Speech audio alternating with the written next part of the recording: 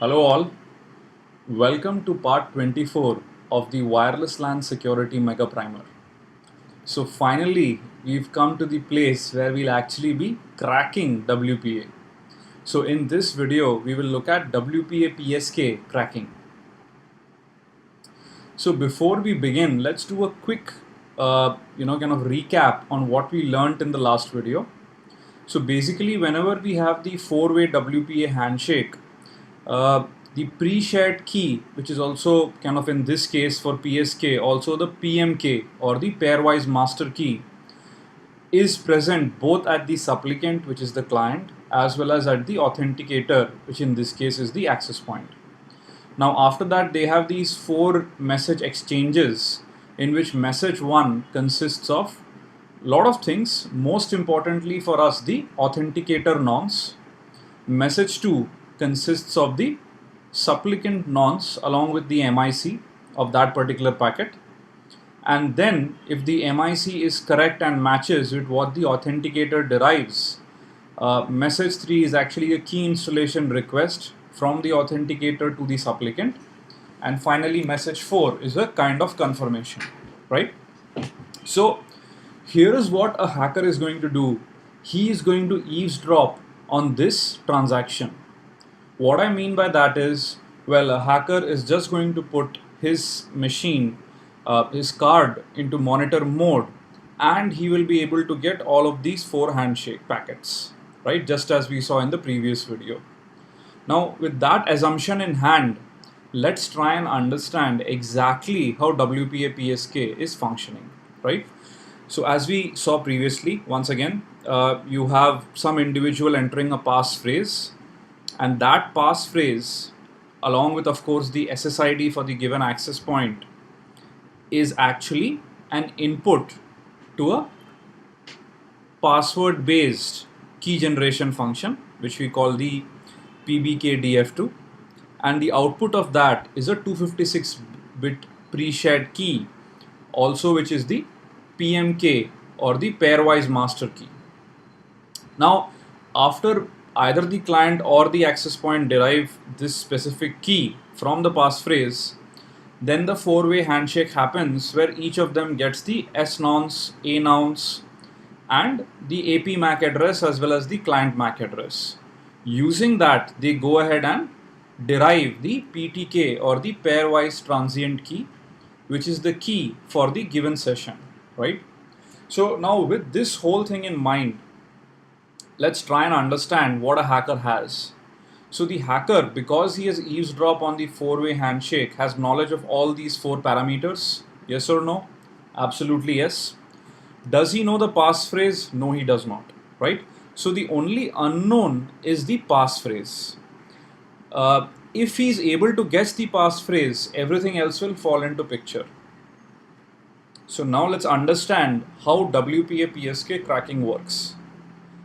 So because the hacker does not know the correct passphrase, what he's going to try and do is to use a dictionary based attack, right? In which he takes a dictionary of common words and phrases which people use as passphrases for WPA PSK or otherwise, and then he'll pick up one passphrase at a time and run it through the same to the same function with the SSID of the access point he's attacking. The output of that is a pre-shared key, which may or may not be the correct pre-shared key or the PMK, right? So note that all he's doing right now is guessing that, okay, probably this is the passphrase. Let me go ahead and calculate the PMK or the PSK with that. And then because he has already eavesdropped on the four-way handshake, he has knowledge of the S nonce, the A nonce, the AP MAC, and the client MAC. Using that, he ends up deriving some PTK. Note, till now he does not know whether this PTK or the pairwise transient key is the actual PTK being used for the given session. How would he know that? Well, very simply, if you remember, in the four-way handshake, we also had the MIC, which is some sort of a signature you end up deriving for the whole packet using the PTK. So all he does is, using the PTK, he reconstructs the MIC and verifies that with the one in the packet. If it does not match, what that means is his assumption for the passphrase which he took out from his little dictionary is wrong. And then he goes about the same process over and over again by taking up more passphrases from the dictionary, right? So this is how the WPA-PSK dictionary based cracking attack works. Now let's quickly do a demonstration of the same. So we have our BT4R2 machine. A lot of you have mentioned that BT5 is out. Yes, I am very aware, but I am also aware that a lot of people have complained about some problems with getting their wireless card set up and all that. To be honest, I haven't had the time yet to really download and use it.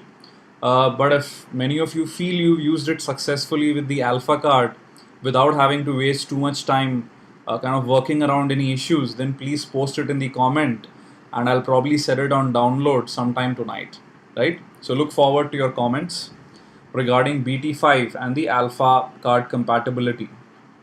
Okay, so let's run our friendly arrow dump on Mon0.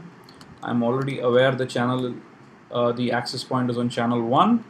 So the AP we are going to target is actually having an ESSID D-Link and is using WPA-PSK, right? So what we are going to do is, let's go ahead and store all of the packets into something prefixed with D-Link PSK, okay? Awesome. Now there are multiple ways by which you can go ahead and generate the handshake. As soon as it gets a handshake, you should see it displayed here. You could deauth an existing client. Multiple things are possible. What I am going to do, as always, is to use our friendly iPhone, right? And it's connected. And if you notice, the moment it connected, this has given you that it has discovered the WPA handshake, right? So I think we can quit this for now. So how do you crack the WPA PSK key? Well, our friend AirCrack is the best bet. However, in this case, what we are going to do is give AirCrack the PCAP file, which it can take as input. You will notice a couple of interesting parameters it requires. We have D-Link PSK.cap. I think it will cry now because it may require a dictionary file. So let's take option 1, which is D-Link WPA handshake. Right, it says specifier dictionaries file. So let me create a dictionary file. Let's say, something like QWERTY, whatever, and store it in a file called dict. And let me give that dictionary file as input right now. You could give a lot of dictionary files, even the files which are there in Backtrack, which you've used in previous videos. And let's take this up. And you would notice it cries and says passphrase not in dictionary. Now, this is a very key aspect of WPA PSK cracking. If the passphrase is not in the dictionary, is not among one of the guesses we make, then unfortunately you will not be able to crack the key. Unlike WEP, which is very deterministic, in the sense if you have enough WEP encrypted packets, you will definitely crack the WEP key. In the case of WPA PSK, there is no such guarantee or surety. And this is where WPA PSK attack itself is based on the fact that a very weak and poorly chosen passphrase is used. If you remember, we could have chosen anywhere between 8 to 63. However, a general human being, including myself, would not want to have a passphrase which exceeds more than 10 or 15 characters. Right? If you have a 63 character WPA passphrase, I think you need an award in itself that you are able to remember something that long. So now what we are going to do is, let me go ahead and also append the actual WPA passphrase. security tube, as one would guess. And voila, the key is found, right? The master key, which is the PMK, which is derived based on this passphrase using the function which we spoke about. This is your transient key, and this is the ePOL HMAC hash, right? So this is how, by capturing a WPA handshake, it is possible to crack the passphrase if the passphrase is poorly chosen. Now, another tool which probably kind of pioneered the whole WPA PSK cracking before even Aircrack implemented it is Cowpatty, written by Josh. And this works in a similar way, where you can actually feed it a dictionary file, feed it the packet capture, and along with that you also have to feed the network ID, which is D-Link, right? And awesome, the PSK is security tube. Great. So now let's go back to the presentation. And this is how, if you have a passphrase which is based on a dictionary word and the attacker has that in his dictionary, he will be able to crack the WPA PSK encryption. Okay, so quick question. I mean, in a previous challenge, we had talked about how many packets do we need, to go ahead and crack the web key and things like that. Well, the same thing applies here to the handshake. So do you need all the 4 packets in the handshake to actually crack the WPA PSK key, or at least to begin cracking? Well, not necessarily, because if you kind of go look back here, the only thing we really require from the packets are these 4 quantities, which is the S nonce, A nonce, the AP MAC, and the client MAC. Now, as you can imagine, the AP MAC and client MAC is actually present in all packets, right? So even with 1 packet, you could probably figure this out. The A nonce, which is the authenticator nonce, is present in packet 1 and packet 3. If you have any doubts about this, you should go back to the previous video, or just go ahead and store a WPA exchange and then have a look at it. We've looked at this previously in the last video. The S nonce, as one can imagine, is there in packet number 2 only, right? So the answer basically is that either you need all the 4 packets, or you could just do with packet 1 and 2, right? Or you could do with packet 2 and 3. Then this is the way by which you could go ahead and get all these 4 quantities to begin cracking the WPA PSK passphrase using a dictionary attack. Okay, so now we come to the next interesting topic. How do we decrypt WPA PSK trace files? Now, you could do it with Wireshark, and I leave that as a quick exercise to you. It's very simple. Just follow the exact same steps I've done for web, and there is a specific kind of word to prepend. If I remember, WPA-PWD. And then after that, you could mention the passphrase and even have a colon and mention the SSID, right? So have a look at that. I'll just try and show you something with the command line, which is our old friend airdecap-ng, right? So with airdecap-ng, we can mention the network SSID, which is D-Link, the passphrase which we just cracked, which is security tube, and then last but not the least is the actual file, which is this, right? So if you notice, the number of decrypted WPA packets 38, and the total number of WPA packets was 55. Well, there were also other access points, so maybe those additional data packets are from those access points, right? And we can view this using Wireshark. Now typically this would be suffixed with the dec for decrypted, and these are all the decrypted packets based on finding the WPA PSK passphrase. right? Now, one of the things interestingly I had noted while using air decap is sometimes, just sometimes, it's not able to actually decrypt the passphrases properly. Now, let me give you an example. Just before this, when I was setting everything up, I had created a file called demo232.cap, which is pretty similar to what there is. And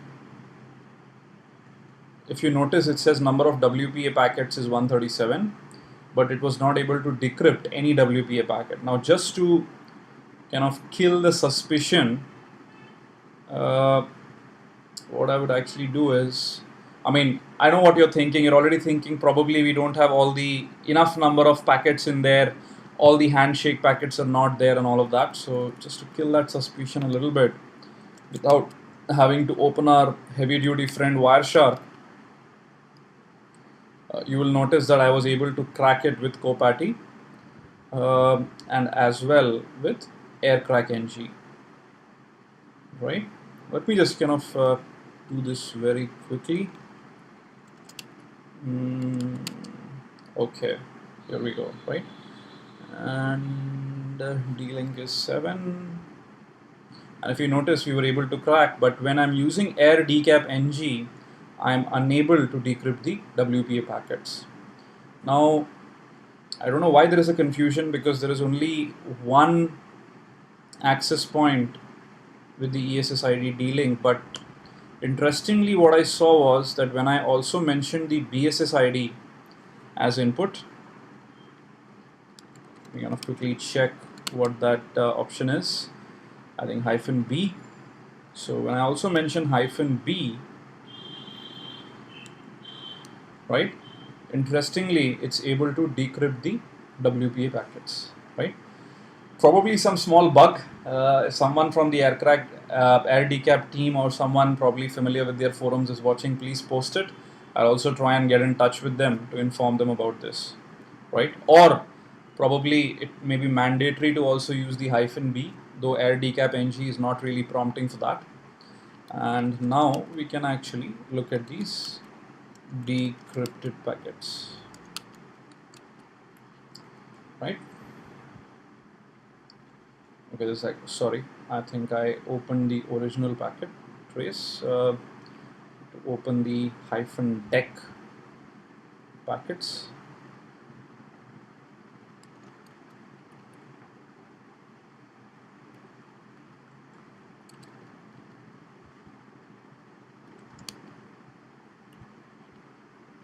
Right, and if you notice, now I'm able to decrypt all of this. Right, so probably a small bug, but just keep that in mind. You may, if Air Decap NG does not crack it by just going ahead and mentioning the ESSID, also use the BSSID. Okay, coming back to our presentation, I guess that brings us to the end of part 22. Just a quick correction. I think the last video should have been part 21. I probably made a mistake. I've corrected that. There's no videos in between. So love to hear your feedback. Please keep the comments coming. And in the next video, we will look at WPA2 PSK cracking. Of course, understanding the whole concept as well. Now, many of you who are probably wondering, well, what about all the encryption, the TKIP, the whole key hierarchy, AES, CCMP, blah, blah, blah. Well, be patient. Everything is going to come. It'll just take a little bit of time, because I can tell you the most difficult thing is not to read a new topic and probably start creating, little demonstrations. The most difficult thing is to teach someone properly. And I'm experiencing that, because when I try to put the slides, I try to visualize that, the person sitting in front of me is a student and probably has never heard about the topic. That's a good assumption to make.